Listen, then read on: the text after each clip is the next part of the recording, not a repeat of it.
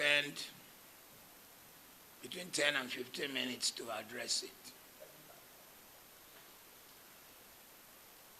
The dictionary defines genocide as, because I knew you were going to ask, so I got ready for you. The dictionary defines genocide as a deliberate and systematic killing or persecution of a large number of people from a particular national or ethnic group with the aim of destroying that nation or group of people. And with that definition, I'm going to turn my answers to a question or questions to the majority of you who are here today. Let me give my response a background. I was born in 1952 in Zaria. I was born in the military barracks. I grew up in Kaduna, Zaria, Kaduna, Kano. So my answer does not come out of just newspaper, but experience. The first riot I ever experienced, with all due respect, was against people from the East. I was there during the Zaria riots when your crime was that you were Igbo. They didn't tell me, I saw it. People were being killed right before my eyes. My dad was a soldier trying to prevent it. And I remember the man coming back with a deep dent in his military helmet as the guys were screaming and walking the roads of Zaria and screaming, Tawaye. Tawaye means our eyes have opened. Following the first coup by Kaduna and Zogu, they felt their eyes had opened. So there certainly was genocide because people were being dragged out of their house and killed. But then when it comes to the hot case on hand, is there religious genocide in Nigeria? Firstly, I'd like to say that whatever issue is in Nigeria, because it was not dealt with, it became a snake with 5 heads or more heads. And so when you are looking at each case, you need to know which head you are dealing with. Bandit is a head. Banditry is a head.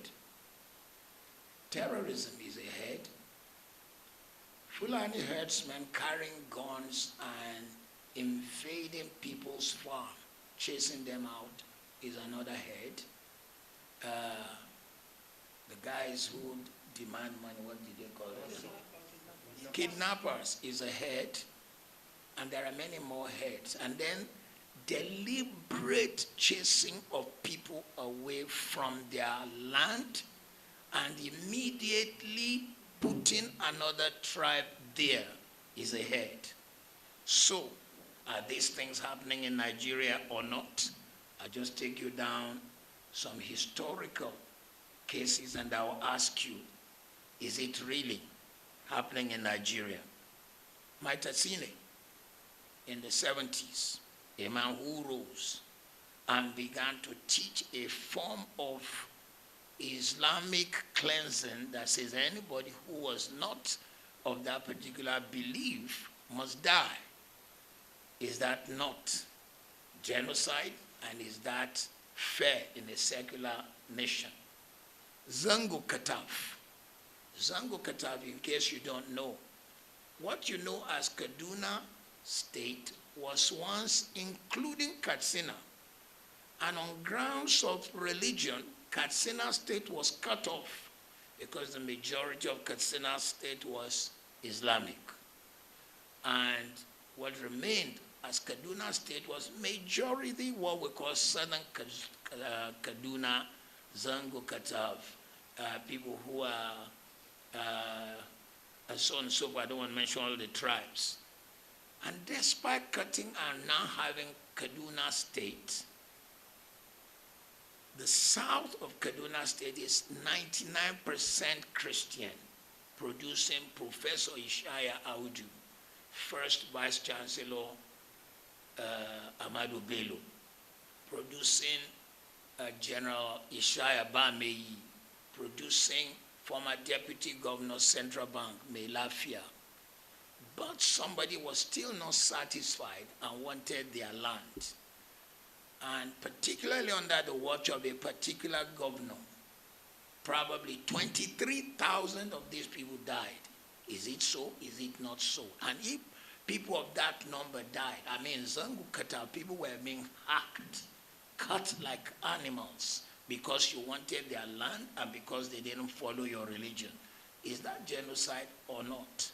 There was beheading in Kano because, what's the name of the evangelist?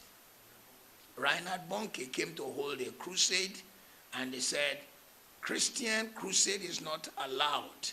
Not only did they destroy the equipment, they cut Christians. Is that genocide or not?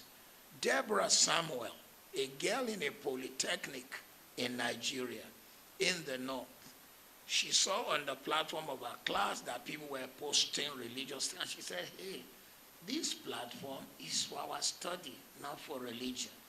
They went, they killed her.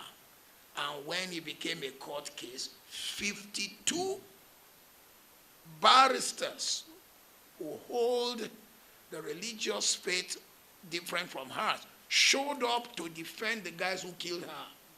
Is that genocide or not? Evangelist Eunice in Greater Abuja went out 5 a.m. to do what we used to do down south here. And when we were kids, I was born a Muslim. My name is Ahmed. My mother is Aishat. My brother is Mudashir. My sister is Khadijat. My dad is Salau. But we knew people who would wake up and be waking people to prayer. That was what Evangelist Eunice did, and they hacked her to death. And then, if all that is not genocide, and if it is just religious intolerance, what happened when Melafia came out and said, I am from southern Kaduna, and 23,000 of our people died, and actually when we call people who should come and defend them, the military, the police, they don't show. It is after the people are gone that they show. And they say they have it on good record that some mysterious helicopters are coming to give these people equipment. Is that not a plan at genocide? If you say that is not genocide, what shall we say of what's going on in particularly states in the north that are of Christian conviction? Benue State, even today's Vanguard reports Kwande local government, where people were hacked, and the plan is to chase them out, and some people come to occupy. And when I say some people, let me be bold to say Fulani herdsmen and some of the guys carrying gun come to occupy. Because when I was a little kid, one of the songs on radio in the north would say, Babanka Sanshe would not food you. That song says that the whole of Nigeria is the land belonging to Shehu Danfodio. And until that is achieved, they've reached Kwara. It may be Lagos. So somebody somewhere does not want this kind of facing the reality. Is there a genocide? You will have to answer. I haven't answered any of your question yet. But let me just say, 270 girls were carried out of a school. They were all Christians. The people who carried them committed 5 crimes. 1, child molestation, because Nigeria's criminal law says that if you sleep with anyone under, is he 18? Which is the age of consent. It's a crime. They raped these girls. 2, if you carry a person against their will across border, it's trafficking. I thought we have human trafficking laws. 3, you force these people to change religion. 4, you force them into marriage. That is the 4th criminal offense. 5, some of them were violently raped. And then 6, some of them were killed. The same people who committed this crime You said you forgave them. Who forgave them? Where were they forgiven? Which court of law? Is it the government that said, okay, we suspend the criminal laws of Nigeria in the case of Boko Haram, who carried this girl, whatever of the Hydra heads carried the girls? Who did it? So, if you now say you forgave them, where are they? It is rumored that some of them are now repented and you brought them into the army. How can a man who killed and committed all this crime now qualify to be a defender of the nation? It is rumored that some of them are in the Air Force. How can a man like that defend the Federal Republic of Nigeria? How can we entrust him in the country where I live at the moment, in England? If you touch a child, you know rape and more. You touch a child in an indecent way, you will be in the register of child molesters.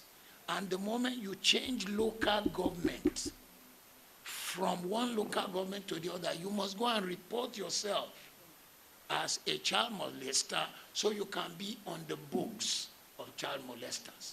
Once the court have passed a case against you that you molested, anytime you move, you don't need the police to do it. You have to go and report yourself. There are jobs you cannot get.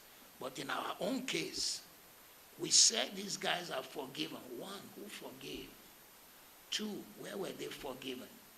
Three, where did we see their repentance? Four, where is the fruit of their repentance?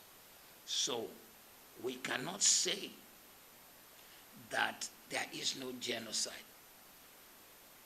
But if we say there's no genocide, answer my questions. Two, we cannot say there is no religious intolerance. If you say there is no religious intolerance, explain to me why